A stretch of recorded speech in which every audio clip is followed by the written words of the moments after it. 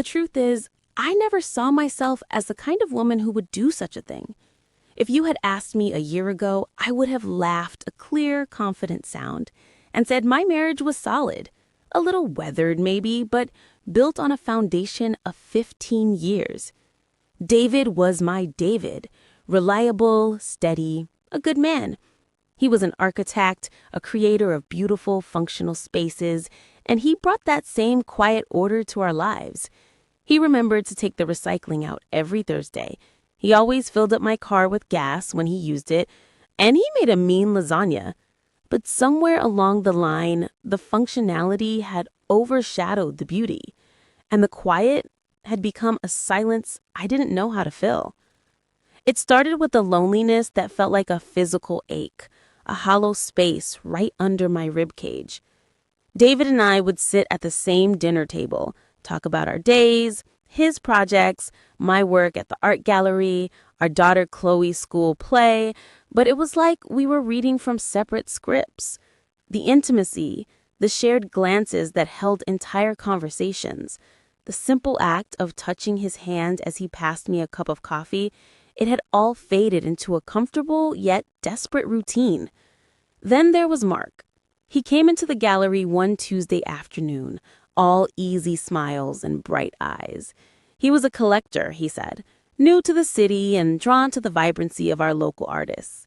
He had a way of looking at you, a focused intensity that made you feel like you were the most fascinating person in the world. He looked at me that way. He asked my opinion, not just as a gallery manager, but as a woman. What did I feel when I looked at that abstract piece? What music did it remind me of? It was intoxicating. The affair wasn't sordid. It wasn't seedy will tell or frantic guilty couplings. In my mind, it was a romance. It was long lunches that stretched into hours, whispered conversations in quiet corners of cafes, and the thrill of a new text message lighting up my phone. With Mark, I felt seen. I felt interesting. The hollow space inside me began to fill with his attention, his laughter, his stories of traveling the world. I told myself I was just filling a void, that I wasn't hurting anyone. David was so wrapped up in his work, I convinced myself he wouldn't even notice. I became an expert in deception. I invented late meetings at the gallery, weekend workshops, a new book club. David would just nod, his eyes on his blueprints or his laptop, and say, "That's nice, honey. Have fun." I should have known. I should have seen the signs. David was an architect. His entire world was about structure, support, and noticing the slightest stress fracture before it became a catastrophic failure. The change in me was a seismic shift in the foundation of his life. And he noticed. He just didn't say anything. The first crack in my perfect secret world appeared on a Thursday. I came home late, my cheeks flushed from wine and the thrill of an afternoon with Mark. The house was quiet. David was in his study, as usual, but on the kitchen counter, next to the fruit bowl, was a single, long-stemmed red rose. My heart stopped. It wasn't our anniversary. It wasn't my birthday. Had he found out? Was this some sort of romantic, desperate gesture to win me back? I picked it up, my fingers trembling. There was no note. "David," I called out, my voice unnaturally high. He came out of his study, wearing his reading glasses, a pencil tucked behind his ear. He looked at me, then at the rose in my hand. "Oh, that," he said, his tone flat. "The client from the Henderson project sent a bouquet to the office as a thank you. There was one for each of the team leads. I brought you one." He gave a small dismissive shrug and went back into his study. The relief was so profound it made me dizzy. Of course, a practical gift, a leftover from a professional gesture. That was my David. But a tiny nagging part of me wondered why he'd bothered to bring home just one. Why not the whole bouquet? A week later, my phone, the secret one I kept for Mark, died while we were at lunch. I'd forgotten my charger. Panic set in. David sometimes checked my personal phone if he couldn't find his. What if he tried to call me? What if he needed to know something about Chloe? I rushed home concocting a story about my main phone dying and leaving my charger at the gallery. David was in the living room building a complicated Lego set with Chloe. "No problem," he said calmly, when I explained my flustered state. "I figured you were busy. I got the information about Chloe's dentist appointment from the calendar on the fridge." He smiled at me, a normal domestic smile, but his eyes, for a fleeting second, they looked like they were analyzing me, measuring the dimensions of my lie. Then the email started, not to me, but for me. David began signing me up for things: a weekend pottery class, a lecture series on Renaissance art, a volunteer program at the local library. "I thought you'd enjoy it," he'd say. "You're always saying you want to find a new passion." It was so unlike him. The David I knew didn't proactively plan my personal enrichment. He supported my endeavors, but he didn't initiate them. These activities, however, had one thing in common. They were all during times I usually saw Mark. I had to cancel on him twice, concocting excuses about family obligations, my stomach churning with guilt and frustration. The masterpiece of his subtle campaign, though, was the family project. Out of the blue, David announced he was building a treehouse for Chloe. Not just any treehouse, but a miniature, breathtaking architectural wonder, complete with a wraparound porch, shuttered windows, and a little copper weather vane on top. It was a project that consumed his every spare moment, and he wanted my help. "Come on, Sarah," he'd say, his voice gentle but firm. "You have a better eye for color than I do. Help me choose the stain. Hold this board steady. Chloe would love it if her mom was involved." It was genius, really. He was pulling me back into the fabric of our family with the one thread I couldn't snap: our daughter's joy. I found myself spending my stolen afternoons not with Mark, but in our backyard, my hands covered in sawdust, the scent of fresh-cut pine filling the air. I'd look at David, concentrating on driving a nail, his brow furrowed, and I'd feel a pang of something sharp and painful. It wasn't just guilt. It was a memory of us, years ago, building a bookshelf for our first apartment together. We'd been a team then. Mark grew impatient. "You're always busy now," he complained over the phone, his voice tight. "Is there something wrong? Is it your husband? Did he find out?" "No. No, of course not," I whispered, hiding in the laundry room. "It's just a busy time, family stuff." "It feels like you're pulling away, Sarah," he said, and the line went dead. That was the moment the bubble began to burst. The fantasy I had been living in, the romantic escape, started to feel flimsy and cheap compared to the solid, tangible reality of the treehouse taking shape in my own backyard, of my daughter's delighted face, of my husband's quiet, persistent presence. David wasn't fighting me. He wasn't accusing me. He was rebuilding. And he was doing it without me even realizing I was holding the hammer. The revenge had begun, and I was too wrapped up in my own drama to even see it. He wasn't trying to catch me. He was making me catch myself. The treehouse was nearly finished, a charming little castle nestled in the old oak tree, and it felt like a monument to everything I was betraying. Every board we nailed, every coat of stain we brushed on was another layer of shame painted directly onto my heart.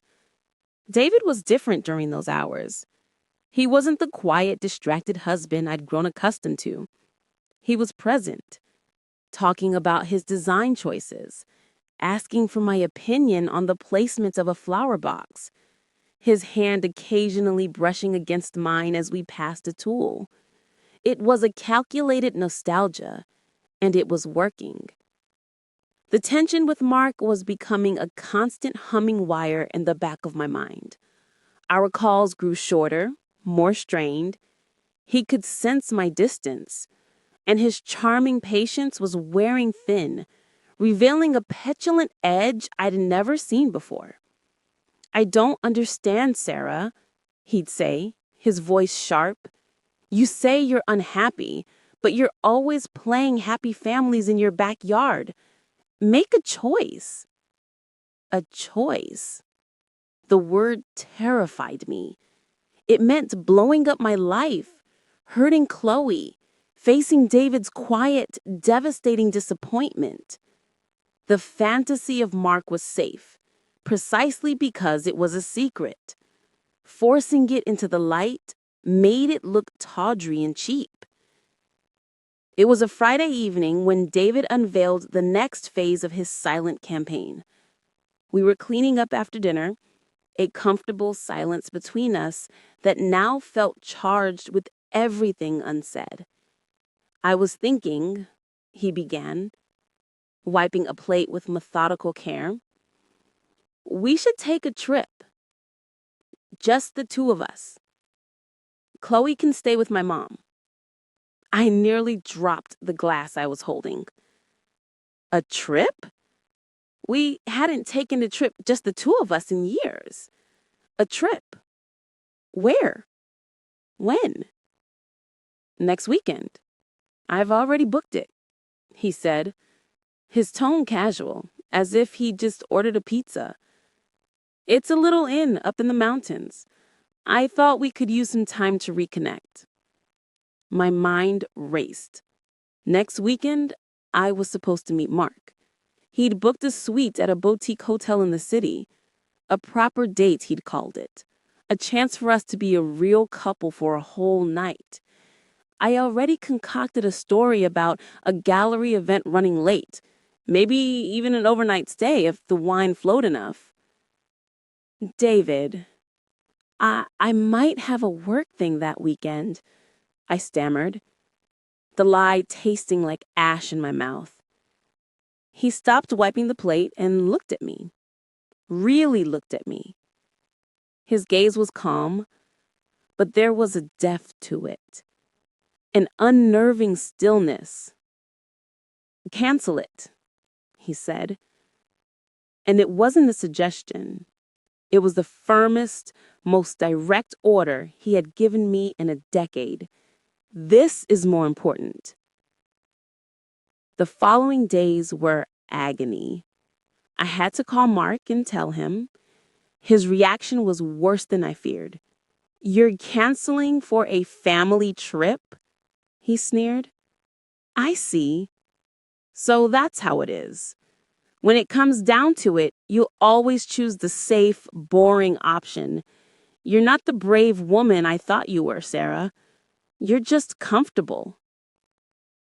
His words hit their mark with brutal accuracy. He was right. I was a coward. I was trying to have both, and in doing so, I was proving myself unworthy of either. The glamorous, exciting life with Mark was a mirage, and his true colors were now showing.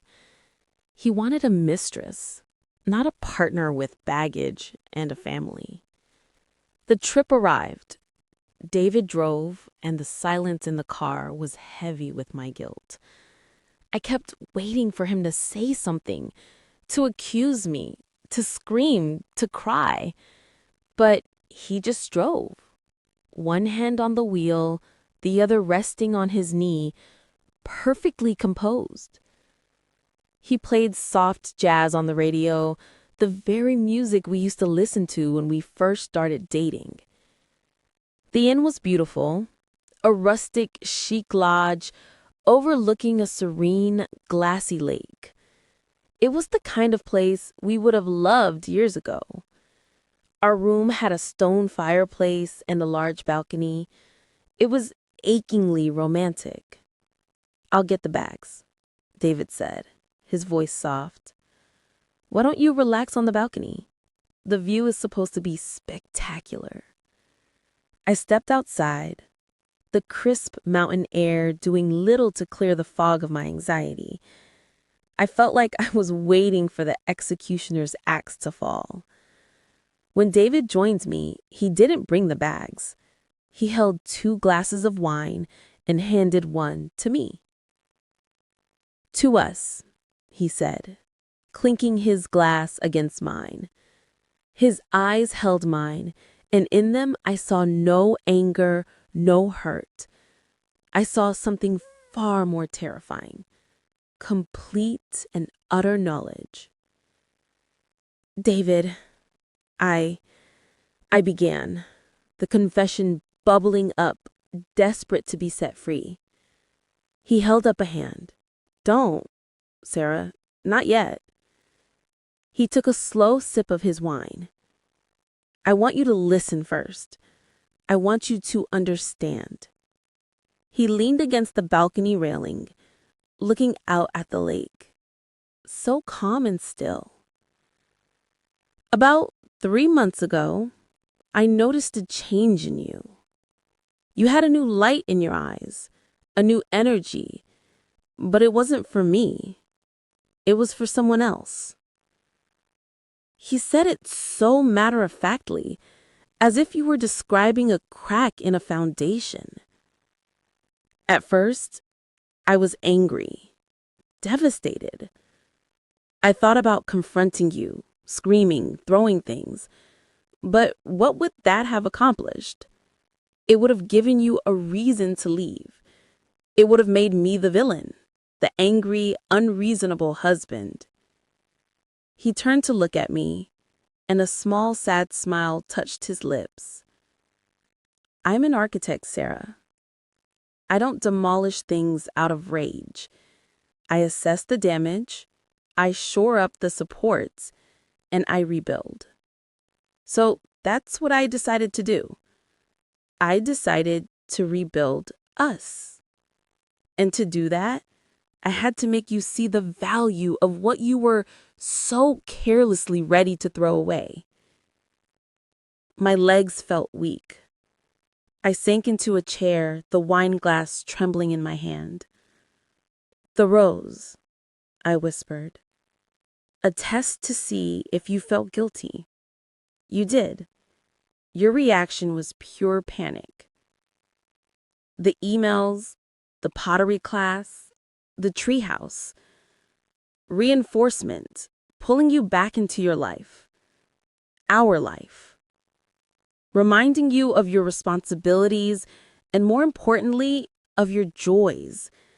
Making it harder for you to see him. Making you choose over and over again between a fantasy and your reality." Tears streamed down my face, hot and shameful. He had known. He had known everything, and he had not been passive. He had been fighting for me with a quiet, brilliant strategy I was too blind to see. "And this trip?" I asked, my voice a broken whisper. "This trip," he said, his voice dropping, becoming colder, "is the final phase. This is where you understand the full extent of my revenge." He reached into his pocket and pulled out his phone. He tapped the screen a few times and then held it out to me. On the screen was an email sent to Mark's professional address. The subject line was, "Read your professional inquiry." "Read it," David said, his voice flat. With trembling fingers, I took the phone. The email was from David. "Dear Mark, thank you for your interest in the senior curator position at the Modern Art Institute in Singapore. We were very impressed with your credentials and your vision. However, after a thorough review process, we have decided to withdraw our offer of employment. During our final background checks, we received some concerning information regarding your professional ethics and personal integrity. The board feels that these issues are not aligned with the values of our institution. We wish you the best in your future endeavors. Sincerely, David Harrington, Chairman of the Board, Modern Art Institute. I stared at the screen, the words blurring. Singapore, a job offer, withdrawn. I was trying to have both, and in doing so, I was proving myself unworthy of either. The glamorous, exciting life with Mark was a mirage, and his true colors were now showing. He wanted a mistress, not a partner with baggage and a family. The trip arrived. David drove, and the silence in the car was heavy with my guilt. I kept waiting for him to say something, to accuse me, to scream, to cry, but he just drove, one hand on the wheel, the other resting on his knee, perfectly composed. He played soft jazz on the radio, the very music we used to listen to when we first started dating. The inn was beautiful, a rustic chic lodge overlooking a serene, glassy lake. It was the kind of place we would have loved years ago. Our room had a stone fireplace and a large balcony. It was achingly romantic. "I'll get the bags," David said, his voice soft. "Why don't you relax on the balcony? The view is supposed to be spectacular." I stepped outside, the crisp mountain air doing little to clear the fog of my anxiety. I felt like I was waiting for the executioner's axe to fall. When David joined me, he didn't bring the bags. He held 2 glasses of wine and handed one to me. "To us," he said, clinking his glass against mine.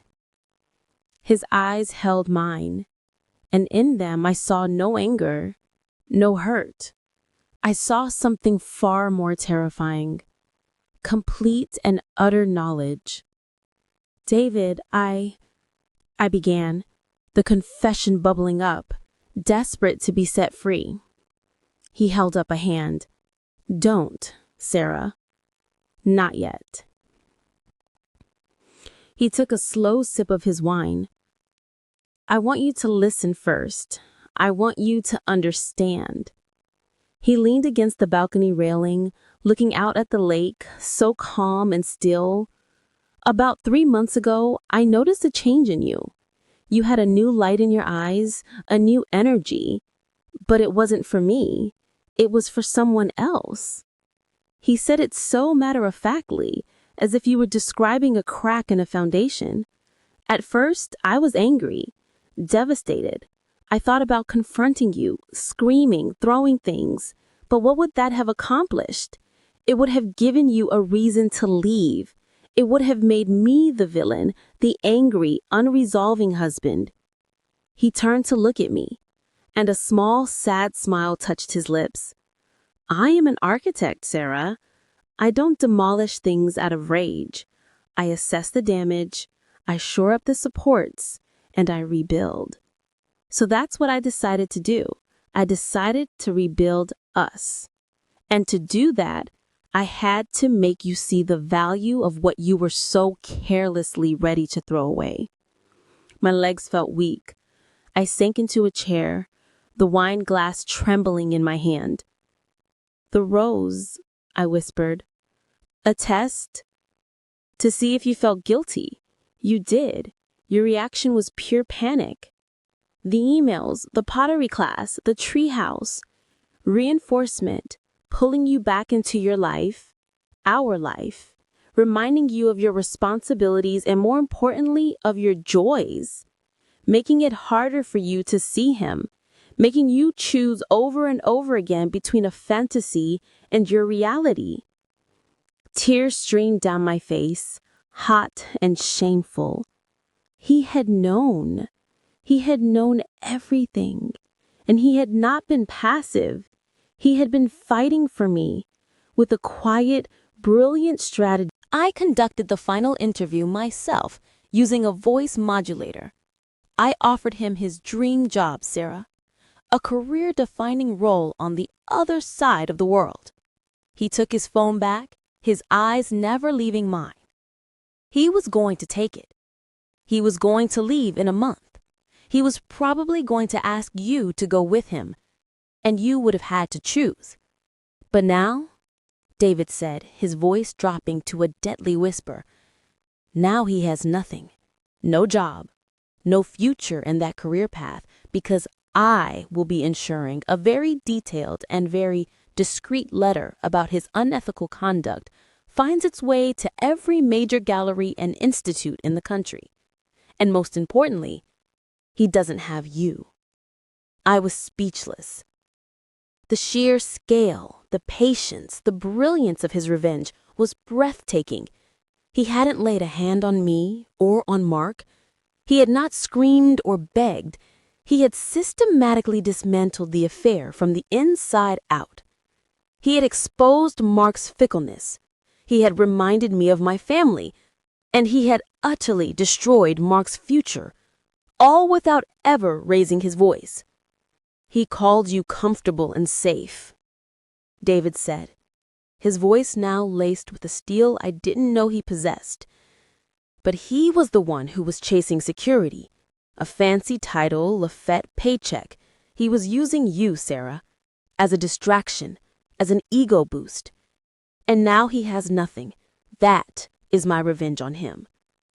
He stepped closer, looming over me where I sat, shattered.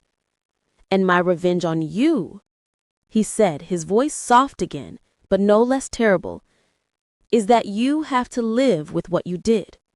You have to live with the knowledge that I know, that I saw every lie, every secret phone call, every moment you stole from our family. You have to look at me every day and see the man you betrayed, and the man who was smart enough and cared enough to fight for you in a way you never expected. You don't get the dramatic exit. You don't get to be the tragic heroine of a romance. You get to stay. You get to live in the life you almost destroyed, and you get to help me rebuild it. That is your punishment and mine. He turned and walked back into the room, leaving me alone on the balcony with the ruins of my affair, the crushing weight of my guilt, and the terrifying, awe-inspiring realization of the man I had married. The revenge was complete. It was cleaner, colder, and more absolute than any crime of passion could ever be. He had not just won me back. He had held up a mirror and forced me to watch as the woman I thought I was, the woman I had become, shattered into a million pieces.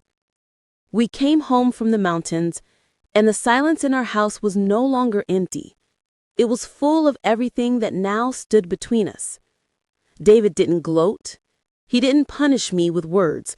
His revenge was in his quiet competence, in the way he continued to build a life I was now merely occupying, a guest in my own home. I told Mark it was over in a brief, tearless phone call. His furious, sputtering response only confirmed everything David had said. He was a hollow man, and I had filled him with my own foolish dreams.